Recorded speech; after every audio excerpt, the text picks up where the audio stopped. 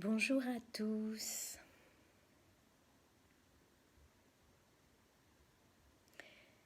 Je vous fais un petit live aujourd'hui. Ça fait un petit moment.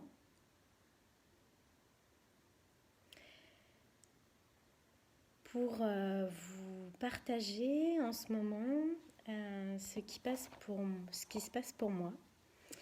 En espérant en fait que ça puisse peut-être résonner en vous.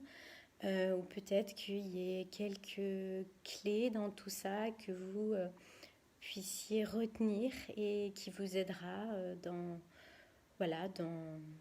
votre futur.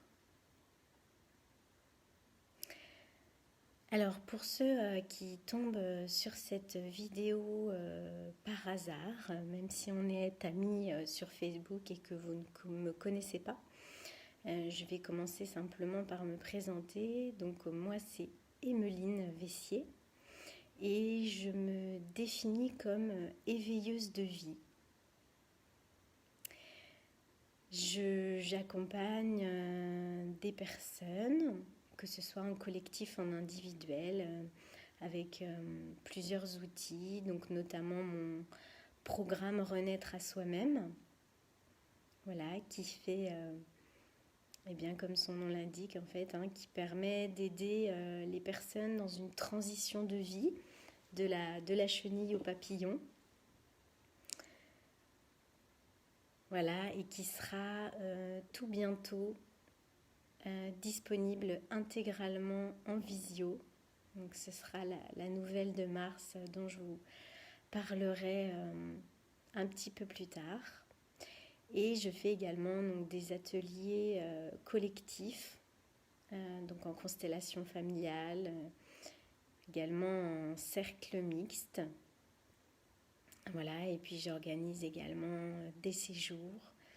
Donc vous retrouverez en fait toutes ces informations sur mon site internet qui est therapiebordeaux33.fr. Voilà. Et donc on va commencer maintenant donc ce live.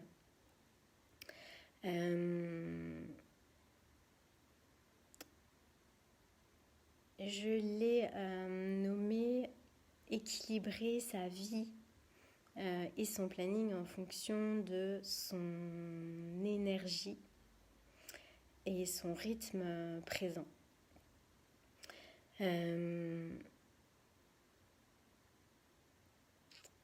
Alors, pour comprendre un petit peu,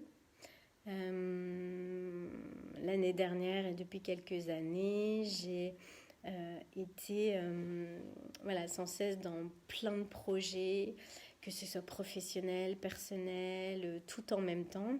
J'ai toujours eu dans ma vie beaucoup d'énergie pour faire plein de choses. Donc c'est vrai que voilà, pour ceux qui me connaissent, je suis toujours en mouvement. En même temps, je suis 5 en numérologie en chemin de vie, donc je suis moi-même en étant justement dans ce perpétuel mouvement, etc.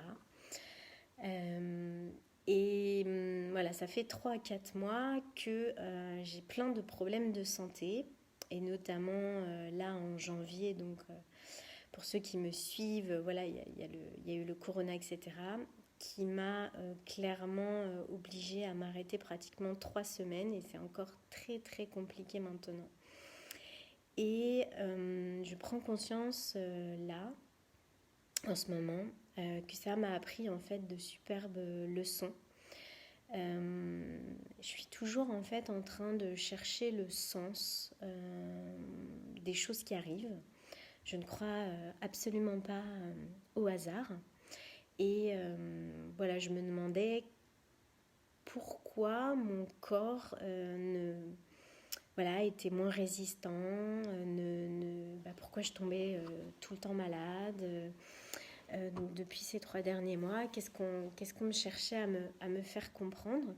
Pour moi, le corps, quand il est dans la maladie ou quand il ne va pas bien, c'est qu'il a des messages à passer. Et je me demandais ce que mon corps cherchait à me passer, je n'arrivais pas à comprendre. Et je commence à faire ces prises de conscience ces jours-ci. En fait, je pense que je n'étais pas du tout alignée en termes de l'énergie que je mettais en fait dans les choses ou avec les gens ou avec mes projets du quotidien et l'énergie que j'avais réellement en fait à disposition. C'est-à-dire que j'arrivais potentiellement à tout faire, sauf qu'il y a toujours un domaine qui en pâtissait. Je vais vous prendre un exemple. Par exemple, au travail, voilà, dans mes accompagnements, etc., je donnais beaucoup. J'ai toujours beaucoup donné, je me suis toujours mis à fond dans les choses. Sauf que ce qui se passait, c'est quoi? C'est quand le soir, je retrouvais mon compagnon, mes enfants, et j'avais plus d'énergie en fait. Donc qu'est-ce que ça produisait? Soit par exemple quand mon chéri, même avec toute sa bonne volonté, il me disait ah Emeline viens, on fait ci, on fait ça, j'étais plus motivée parce qu'en fait j'étais fatiguée et j'avais juste envie de me poser et rester chez moi. Ou avec mes enfants, j'avais tendance à m'énerver facilement, à m'agacer parce qu'il faisait trop de bruit, ou voilà. Donc en fait, finalement, je subissais cette autre partie de ma journée. Et sauf que pour moi, c'était normal en fait. Parce que j'avais vu, par exemple, dans mon enfance, surtout mon père par exemple, rentrer du boulot toujours fatigué, etc. Donc j'avais eu ce modèle de oui, le travail en fait ça fatigue, et quand on rentre à la maison, c'est normal qu'on soit fatigué, etc. Et en fait la question que je me suis posée là récemment, c'est est-ce que j'avais envie de cette vie-là? Est-ce que j'ai envie de faire passer mon boulot? Et pour autant, voilà, ceux qui me connaissent, vous savez que j'ai la chance en fait depuis 6 ans de vivre de ma passion. Vraiment, c'est même pas un travail pour moi, j'adore, etc.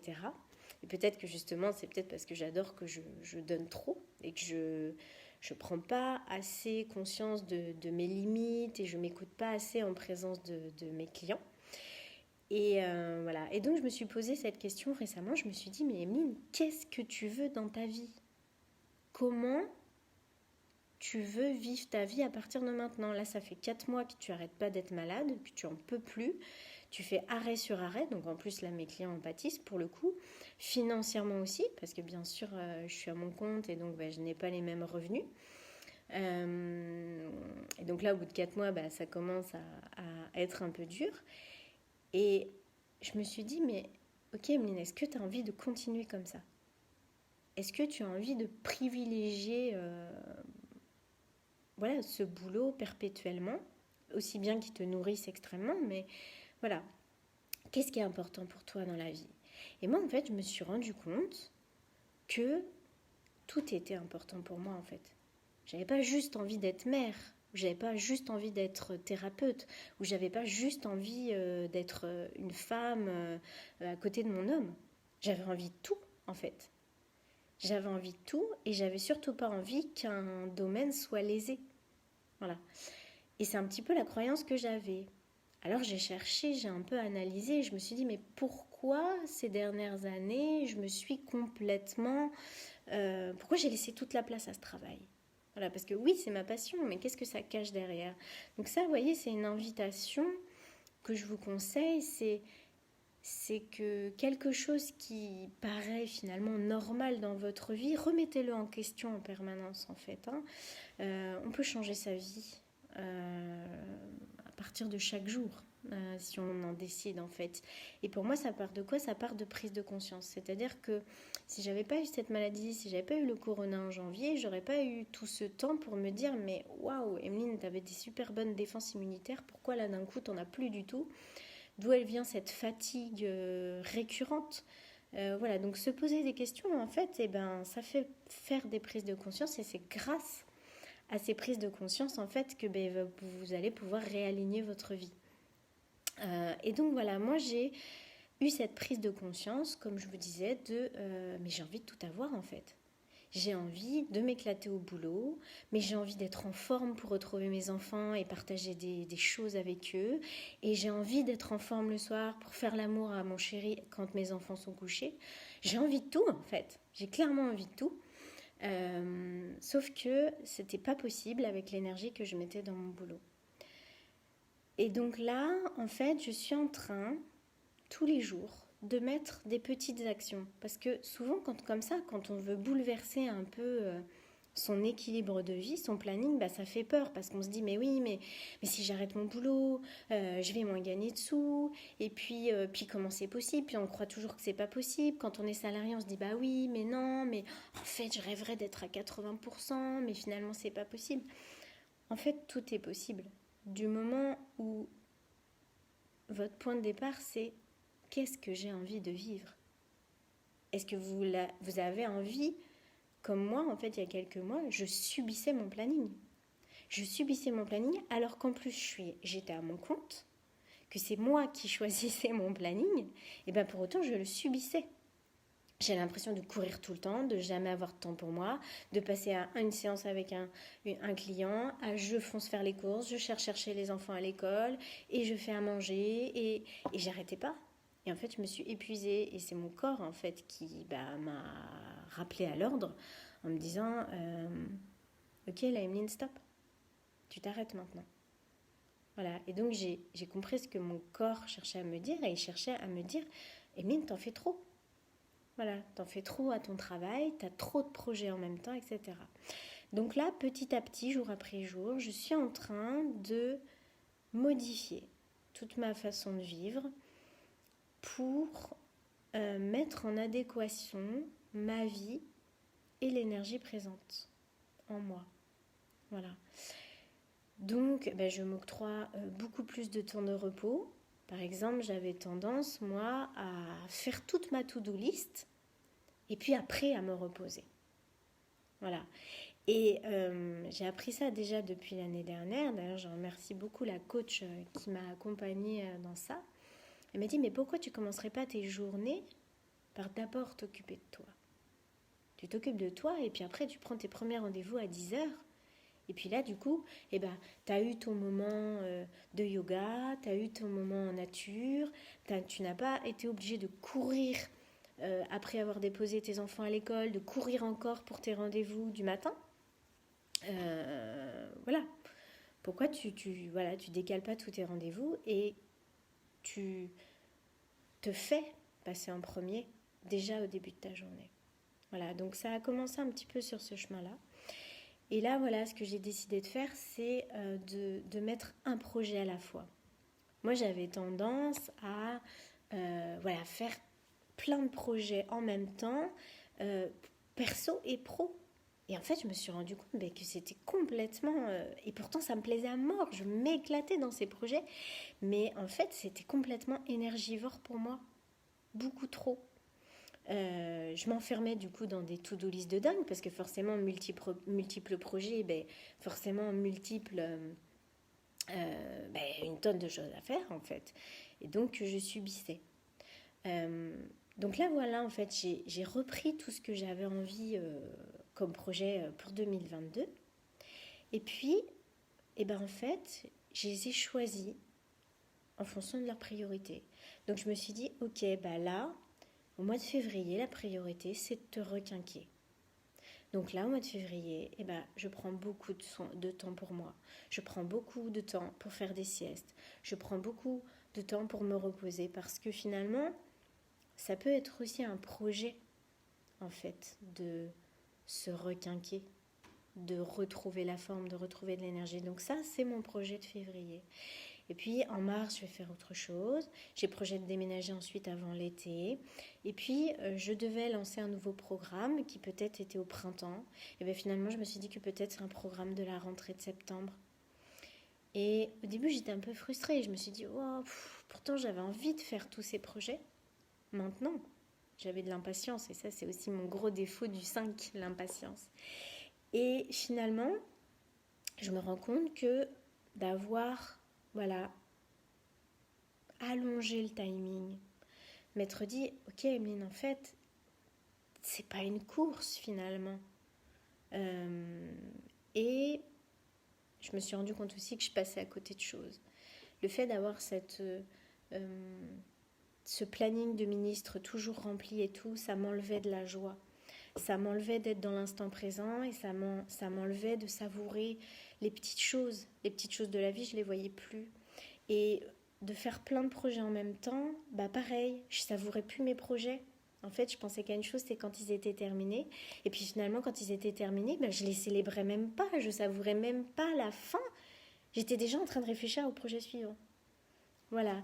Donc, je vous partage tout ça aujourd'hui pour que voilà, que j'espère que voilà, ça vous a résonné, que vous ayez pris voilà, quelques petites phrases, quelques petites clés.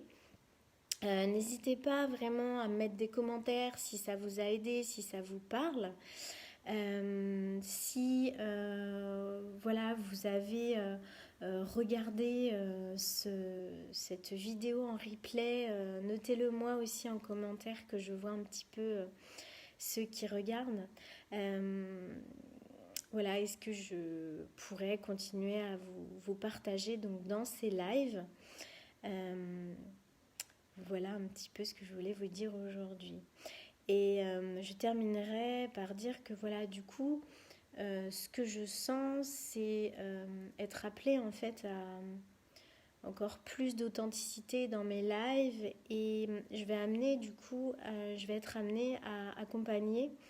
Donc j'ai décidé en fait d'ouvrir 2 places en accompagnement individuel privilégié qui peut se faire en visio, donc partout dans tous les pays francophones ou en présentiel sur Bordeaux.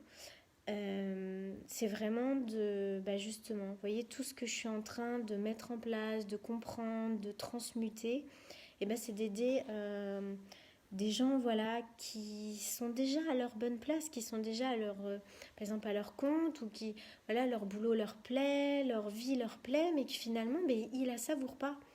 Ils n'ont pas la sensation d'être en joie tout le temps, d'être en vie. Et voilà, si vous avez envie de retrouver le plaisir de la vie, puis plus de paix, plus de douceur pour vous, puis être plus en forme en fait. Moi, c'est vraiment ce que je vis en ce moment. Et n'hésitez pas à me contacter. On fera un petit entretien téléphonique gratuit. Et voilà, et pourquoi pas poursuivre un chemin d'accompagnement ensemble. Voilà, c'est un peu ce qu'on me demande, c'est de transmettre tout de suite un peu ce que je comprends et ce que je mets en place dans ma vie. Voilà, écoutez, j'espère que ce live vous aidera pour certaines personnes, sinon qu'elle vous a fait passer un bon moment. Je vous dis à bientôt, je ne sais pas quand. Et je vous souhaite, nous à Bordeaux on a du soleil, j'espère que vous aussi, et je vous souhaite une agréable journée, un bon appétit pour ceux qui sont en train de manger. Ciao!